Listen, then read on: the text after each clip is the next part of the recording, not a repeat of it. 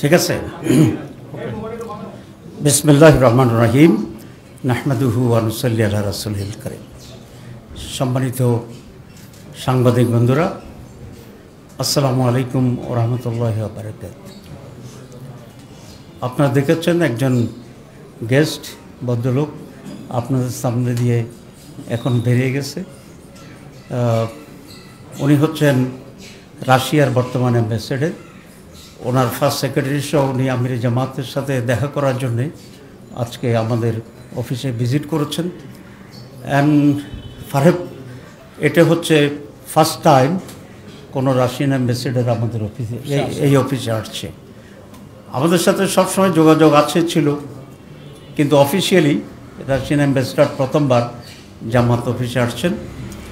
এবং বাংলাদেশের বর্তমান অনগোয়িং পরিস্থিতি, রাশিয়া বাংলাদেশ রিলেশনশিপ এবং ইনভেস্টমেন্ট, আগামী দিনে জামাত ইসলামী কী ধরনের বাংলাদেশ দেখতে চায় এবং আমাদের আন্তর্জাতিক যে সম্পর্ক ইত্যাদি বিষয়ে বিস্তারিত আলোচনা হয়েছে। এবং আমরা দুটি বিষয়ে একমত হয়েছি যে বাংলাদেশে তাদের ইনভেস্টমেন্ট আরও বাড়বে, সাপোর্ট থাকবে। আপনারা জানেন যে 71 সালে রাশিয়া বাংলাদেশের স্বাধীনতার পক্ষে ভূমিকা পালন করেছে, আমরা সেই জন্য কৃতজ্ঞতা জানিয়েছি। এবং তারা বাংলাদেশ জামাত ইসলামীর সাথেও এখানে একটা রেগুলার এঙ্গেজমেন্ট থাকতে চায়, এঙ্গেজমেন্ট চায়। এবং আমরাও বলেছি যে হ্যাঁ, আমরা রাশিয়ার সাথে আমাদের এঙ্গেজমেন্ট থাকবে এবং আমাদের এই এঙ্গেজমেন্টটা কন্টিনিউ করবে। আন্তর্জাতিক ইস্যুতে এবং বাংলাদেশের ডেভেলপমেন্টে আমরা পারস্পরিক সহযোগিতা কদ্দূর করা যায় সেইভাবে আমরা একসাথে কাজ করব। এই ছিল মূল কথা।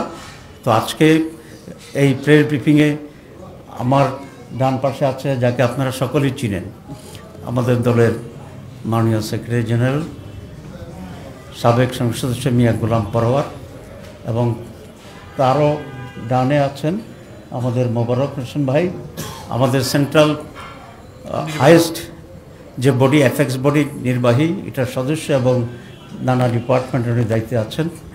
আমার বাইরে আছেন আমাদের আরেকজন মাননীয় ডেপুটি আমির, নাইবে আমির এবং সাবেক সংসদ সদস্য আনোয়ার শামসুল ইসলাম সাহেব। উনি আবার চিটাগাংয়ের যে ইসলাম ইউনিভার্সিটি আছে সে ট্রাস্টের উনি চেয়ারম্যান।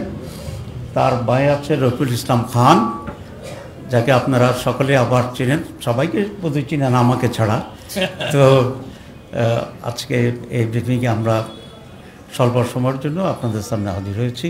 আপনাদের সকলকে ধন্যবাদ।